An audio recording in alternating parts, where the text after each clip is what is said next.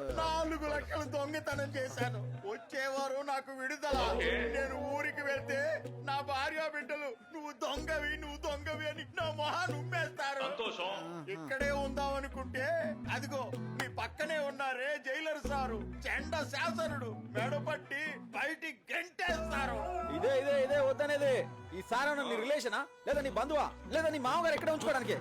ఊరికే మీరే ఇలా ఎగతాళిగా నవ్వుతూ ఉంటే నేను విడుదలై మా ఊరికి పోతే జనమంతా నన్ను చూసి ఇంకెలా నవ్వుకుంటారు మీరే ఆలోచించండి.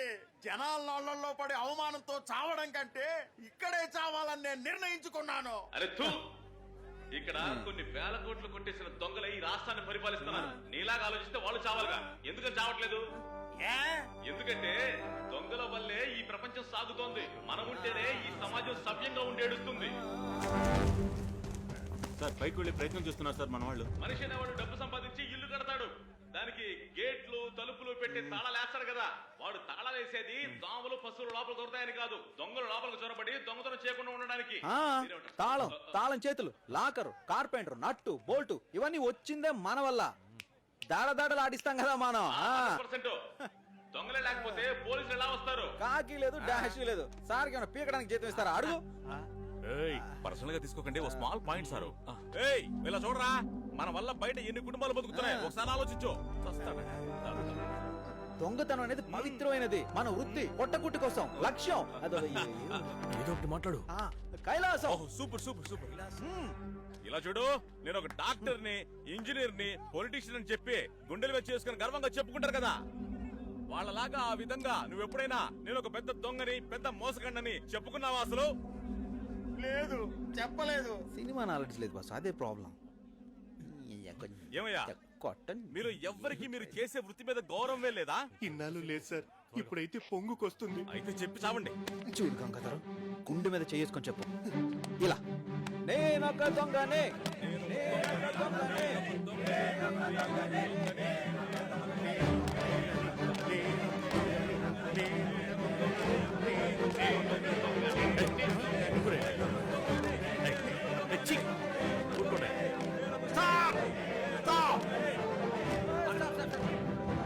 నేనిక చావను.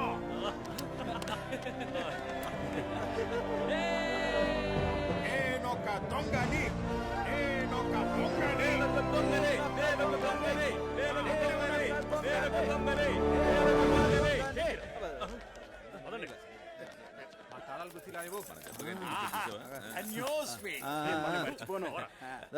ముందు నేను ఒక దొంగననే సినిమా చూడు, మొత్తం సెట్ అయిపోతుంది. వెళ్ళు, ఏం కాదు, వెళ్ళు.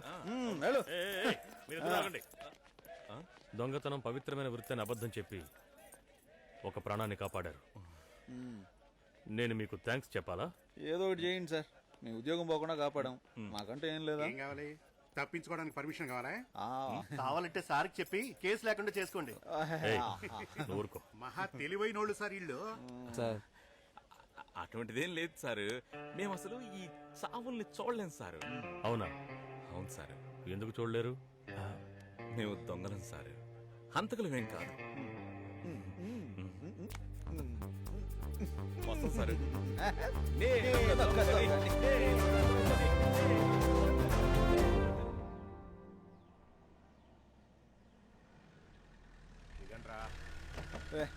నెక్స్ట్ టైం ఏసీ బండి తీసుకురండి, అస్సలు అవ్వట్లేదు. సరే బెంచ్ గారే తెప్పిస్తాను. విరూపాక్ష కదా? అవును సార్. సార్ నేను బాలరాజ్.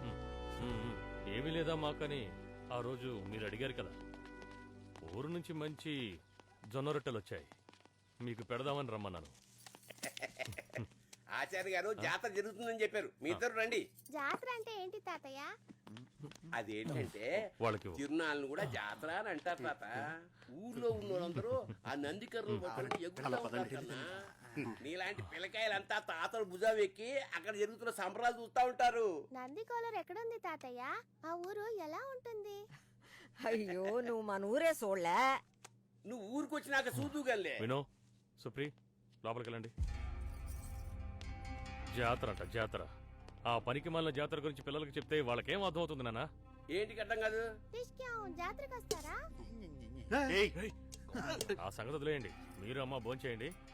నాకు లేట్ అవుతుంది, జైలుకి వెళ్ళాలి. నువ్వే మన ఊరు వచ్చి జాతర జరిపించాలని మీ నాయన ఆశపడతా ఉన్నాడు. అదేదో మీ ఇద్దరు మాట్లాడుకోండి.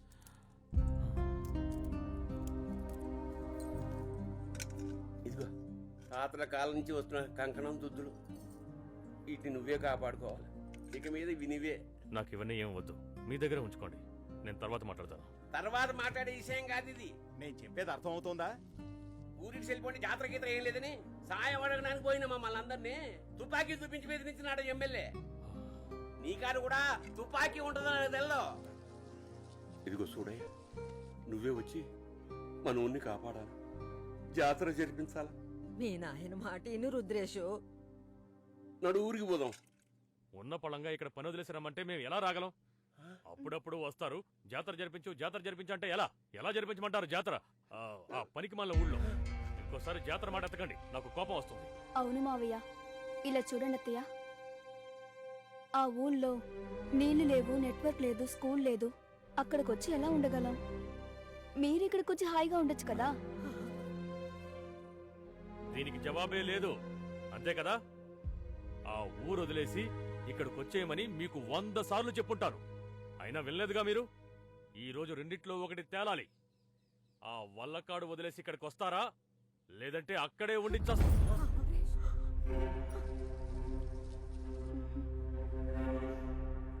బాగా చెప్పు. నేను అక్కడే చేస్తాను.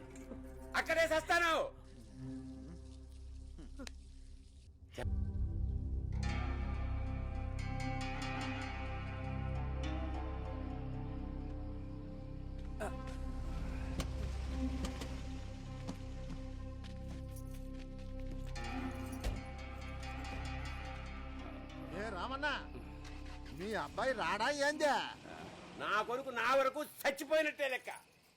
ఆ రాకపోతే నష్టమేలా. నీ కొడుకు మాత్రమే కాదు, నీ కొడుకుతో పాటు మిలిటరీ వచ్చినా ఈ ఊరిని కాపాడలేరు. నేను లేనాయిడా, నేనే కాపాడుకుంటా ఊరిని. నువ్వు అపశంకనాలు మాట్లాడుకో. అవును, నాదేమో అపశకునం, నీదేమో శుభశకునం. ఈ ఊరిని కాపాడు చూద్దాం. ఏమైంది వీడికి? మీరు అట్ట ఎలాగానే ఆ ఎదవ జగ్గుగాడొచ్చి రాపటి నుంచి ఊరికి నేల ట్యాంక్ రాదని బెదిరించెళ్ళాడయ్యా. ఆడేదో చెప్తే నేను ఇడిచి పెడతానయ్యింది. ఎన్ని ట్యాంకర్ల నీళ్ళు కావాలి? నేను తెప్పిస్తా. ఆడు నేను తెలుసు. వినండర్రా, వినండి, అందరూ వినుకోండి. ఏదో ఒక రోజు ఈ రామన్న ఊరు అని సస్తాడు. అది మాత్రం తప్పదు. మా నాన్నకేం కాకూడదు, ఎట్టి పరిస్థితుల్లోనూ ఆయనకేం కాకూడదు. కరెక్ట్ సార్, మీరు అనేది కరెక్ట్. అన్నా, ఒక్క స్పూన్ ఎక్స్ట్రా. నువ్వు వెళ్ళు. మీరు ఆయన్ని ఆపుండాల్సింది, వెళ్ళనివ్వకుండా. మా నాన్న ఎవరెంత చెప్పినా వినరు, ఆయన్ని అడ్డుకోలేం కూడా. Family matter. మీరు చెప్పండి సార్. మా నాన్నని ఆ ఊరు నుంచి ఇక్కడికి తీసుకొచ్చి మాతో ఉంచుకోవాలని ఎన్నో ఏళ్లుగా ప్రయత్నిస్తూనే ఉన్నాను. బట్ అది నా వల్ల కాలేదు.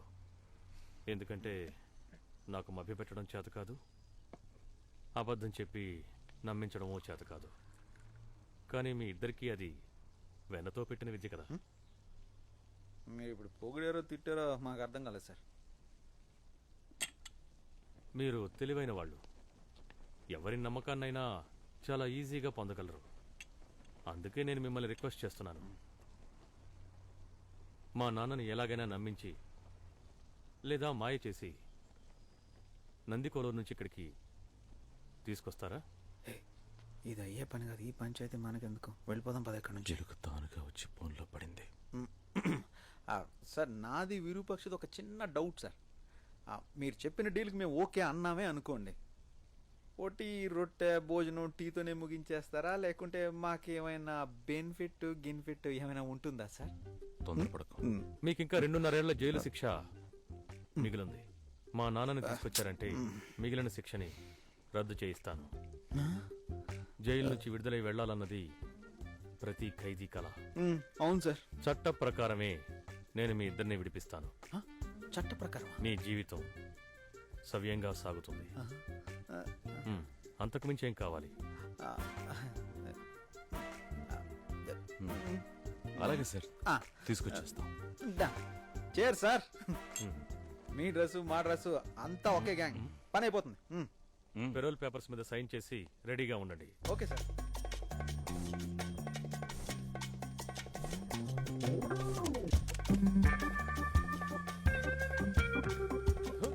వేలు ముద్ర పర్ఫెక్ట్.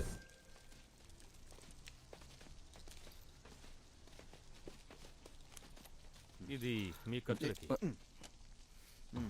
ఈ వెహికల్ తీసుకువెళ్ళండి. ఏ కారణం చేత మీరిద్దరూ ఖైదీలని ఆ ఊళ్ళో ఎవ్వరికీ తెలియకూడదు.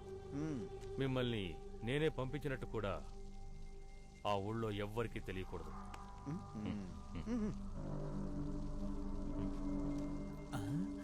ఏంటి బాసు సడన్ గా సార్ రివాల్వర్ పట్టుకున్నారు?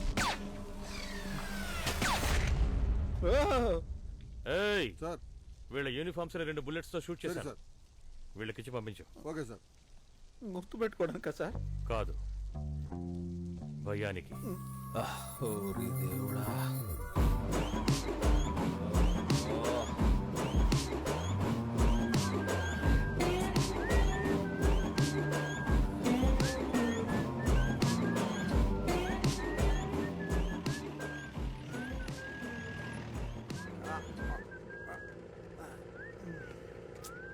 నీళ్లు దొరికి జైలు వదిలేసి ఎడారిలోంచి పడ్డట్టుంది బాసు. ఎటు చూసినా చుక్క నీళ్లు లేదు. జంతు జీవాలను ఎట్టబడున్నాయో చూడు.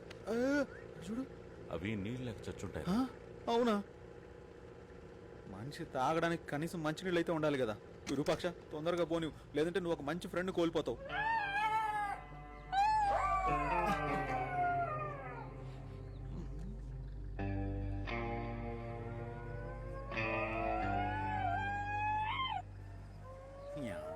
మమ్మల్ని చూసి మొరుగుతా ఇది కుక్కల.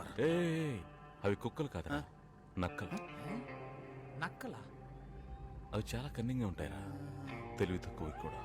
అదేదో కథలో చదివాను. కరటక, దమనక, ఈ పేర్లతోనే ఆ కథ ఉంటుంది. అయితే మనలాగా జోడి అనమాట, మన రిలేటివ్స్ అనుకుంటా. లైఫ్ మళ్ళీ ఈజీగా తీసుకుని రావాలరా. పోనీ పోనీ.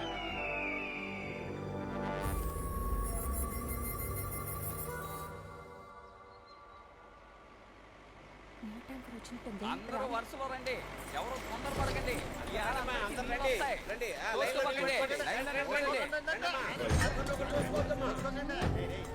నిలబడండి. ఈ ఊరికి ట్యాంకర్ రాకూడదని ఆర్డర్ వేసింది ఏ చెత్త నా కొడుకు దీన్ని రప్పించింది? నేనే. ఏ కొవ్వా నీకు? ఏయ్, నోటిని అదుపులో పెట్టుకు మాట్లాడు. నేను కాదు అదుపులో పెట్టుకోవాల్సింది, నువ్వు. ఇట్టాగే వాగితే వయసు కూడా మర్యాద ఇవ్వను, లాగి పెట్టి ఒకటిస్తాను మోసాలే. అయ్యా మీరు రండి. ఏయ్, ఊరికి పెద్దయినా ఈయన్నే కొడతానంటావా? నీకు ఎంత ధైర్యం? ఏం చేస్తానో చూడు.